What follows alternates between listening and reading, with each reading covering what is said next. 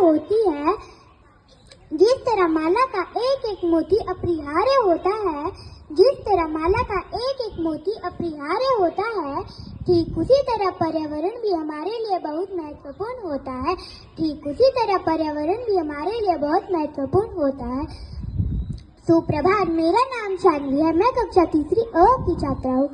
तो आज पर्यावरण दिवस है, तो उसके संदर्भ में मैं एक कविता प्रस्तुत करने जा रही हूँ, जो कुछ इस प्रकार से है।